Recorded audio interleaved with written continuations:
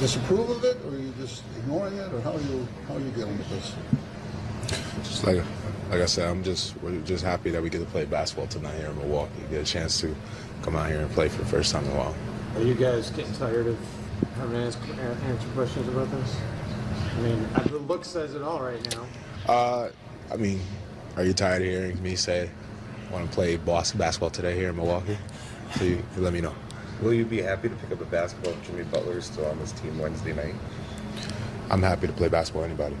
That's the challenge of the NBA. And, you know, every team is going to go through something at some point of the season. For us, it's early on, and the challenge is not to get distracted, to get ready for the season. That's the most important thing. This isn't an individual sport, it's a team sport. And that's what we have to focus on. What kind of advice do you give your team to get through this with all this attention? Don't get, you know, like in the NBA, you can get distracted very easily. Every day there's something. So understand what's important, get ready to play, understand what goes into winning, and you focus on the guys that are here. If Jimmy does come back and there's no deal made and he's playing with you guys, are you worried that more incidents like that might happen and be a distraction to the team? As I said, some of what reported was correct, some was not. So in every practice there could be something. And the important thing is not to get sidetracked and to focus on what you need to do as a team. Well, how would they play Friday night? Those were the comments from both Karl Anthony Towns and Tom Thibodeau after Friday's shootout at Milwaukee. Obviously, no Jimmy Butler. Here's the final tune-up. And by the way, Giannis Antetokounmpo is ready for this season, if anybody was wondering. We'll get to the Jimmy Butler saga in a moment. But how about Giannis, Smitty? Well, we've seen these type of plays, but he's able to take and absorb more contact, and he's so confident right now in his abilities. As you can see, he is running over guys. He's gotten super strong, Jared, and he's showing us the jump shot that he's developed over the summer. There wasn't much defense. Giannis doing a little bit of everything. Quick ball movement from Mike Budenholzer. We'll see more of that. You will see. Won't be a lot of dribbling. This guy will get a chance to do whatever he wants, but this is what you're getting accustomed to seeing. These are over guys, and he's just dunked by Giannis. I mean, he is, like you said, and he's ready for the regular season. And the Wolves, they're not. Monster line from Giannis Antetokounmpo. Gets the triple-double. He does it in 25 minutes of action, shooting 13 of 17 from the field. And listen, not a great number from three, but they'll take it 2 of 5 as Giannis gets more proactive with the long ball, and that'll be a deadly weapon for him. Third game of the preseason, the Timberwolves have allowed the opponent to score 125 points or more.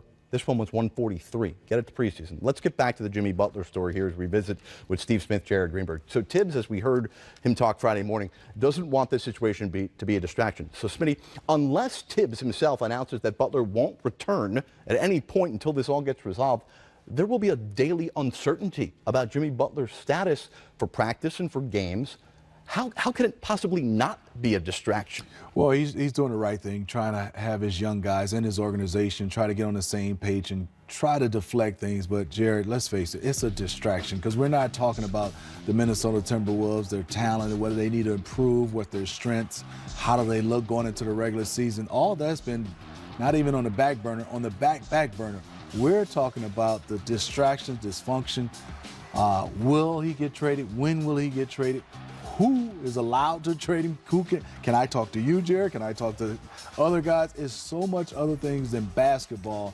It's a distraction and will be a distraction until they come to some kind of resolution, whether that's Jimmy Butler just playing it out or Jimmy Butler not playing. Once they make that decision, like you said, it's going to have to come from upper management and ownership now because Glenn Taylor has injected himself into making decisions, and he rightfully so, he's the owner. Sure.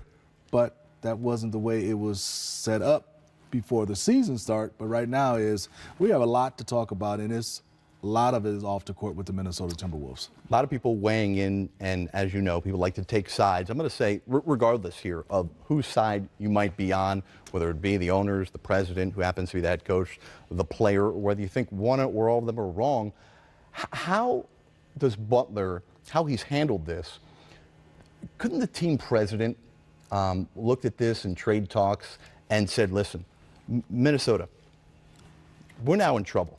And as people look at Jimmy Butler, they're going to say, well, do I want Jimmy Butler? Do I want to offer Tom Thibodeau a whole lot to get him after the antics he's pulled? Do I want to offer Jimmy Butler a max contract next summer with how he's acting and all this? Couldn't this all do damage to Butler's reputation? Well, I think somewhat, and obviously it'll be some guys, like you just said, people taking sides, but I think more for Jimmy Butler, he still has a chance to go play, and he can prove his worth. We know he's a fantastic player. The timing of everything is going on. That's what's the part that's damaging for the Minnesota Timberwolves. Their leverage is each day we have some more drama is going out the door when you start to negotiate. So I think for them that's the hard part. And then also you go back and look at the future, what they gave up for Jimmy Butler, that's going to play a big hand. And when you start looking at this entire situation down the line, what did they get back for Jimmy Butler and what did they gave up in both instances, to the Chicago Bulls and whoever this new team would be. So right now I think the good organizations, you have adversity, Jared. We've seen this before and guys have, but the good organization resolve it quick, and I think that's what the Minnesota Timberwolves, they have to do. And I'm not saying they have to trade him quick and just take whatever. Just resolve how you're going to handle this. Is he playing? Is he practicing? Right. Or is you going to let him stay at home? Or will he be with the team or not? They have to resolve it. Right, because that's what people are looking at here, Glenn Taylor included. We gave up Chris Dunn, we gave up Zach LaVine. They got Laurie Market in the deal. All of that will be factored into the package once Jimmy Butler if he is indeed traded.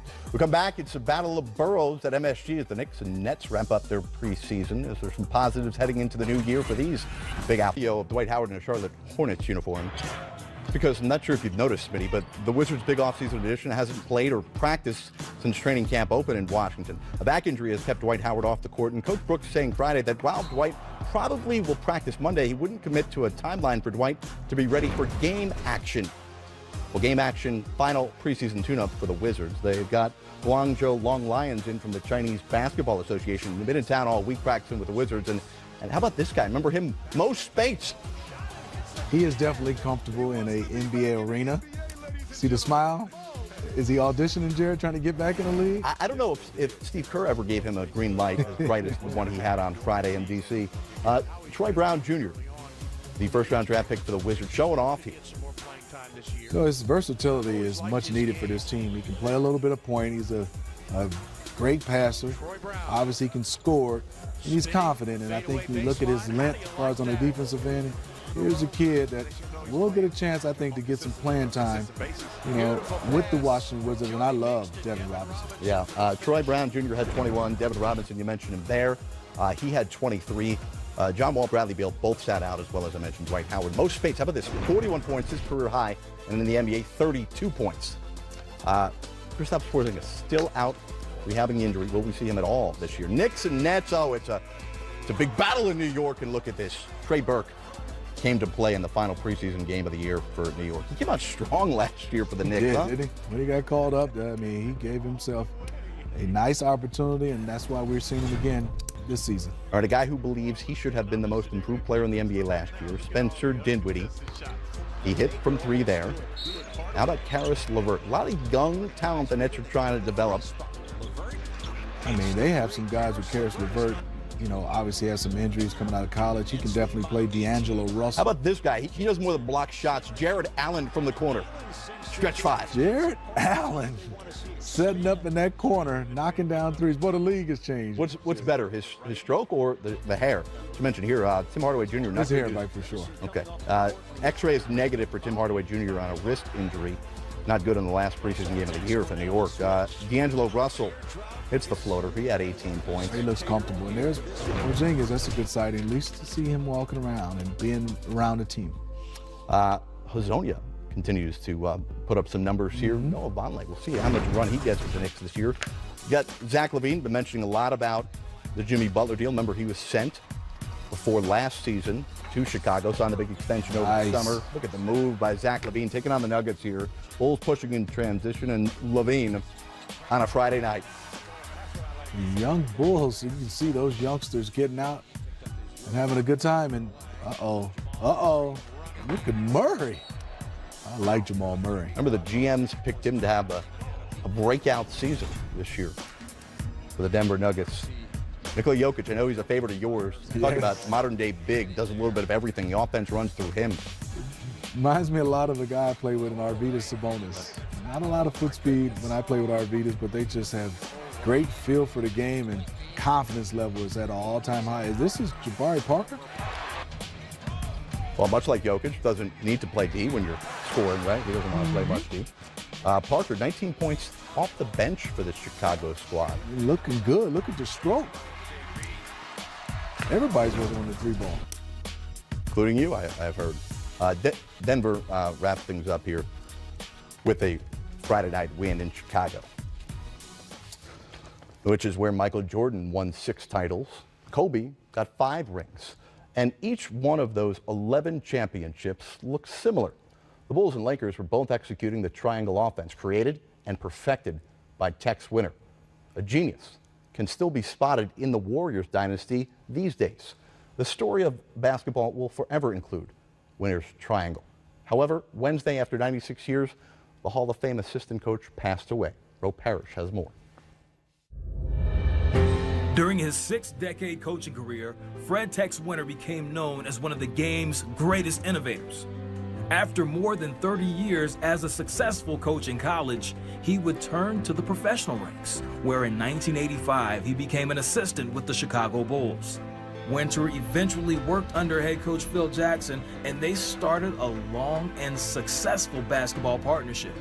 Tex Winter was a stalwart companion of mine. He was a coach for 15 years of these 20, so that was a real good teamwork that we had together. Their relationship was special. Phil really understood Tex, and Tex really understood Phil, and the two of them together mixed made a nice match. He was pretty much the one that really spearheaded our offense. That offense was Winter's brainchild, one he had been teaching and perfecting for decades. It was called the triple post. However, later it would become better known by its signature shape. Basketball is a game of geometry. We preach that a great deal of the time. So here you have a triangle on the sideline. Here's a triangle between these 3 men. Here's a triangle between these 3 men. So that's why we call it the triangle offense. So it was a ball movement, player movement offense. And a lot of us had not been exposed to that at all. So it was different, and it took a lot of time for us to kind of grasp it. He did not let any aspect of the offense go without being drilled upon. After helping the Bulls to 6 NBA championships, he would follow Coach Jackson west, where Tex would be an integral part of 4 more titles with the Los Angeles Lakers. I call him Yoda. I mean, I was extremely fortunate to have him. So he basically raised me.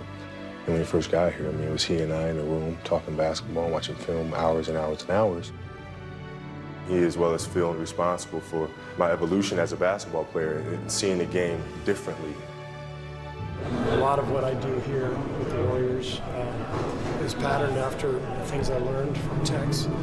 He was a unique individual and had touched thousands of lives, and Tex was a special person to me and everybody who played for him.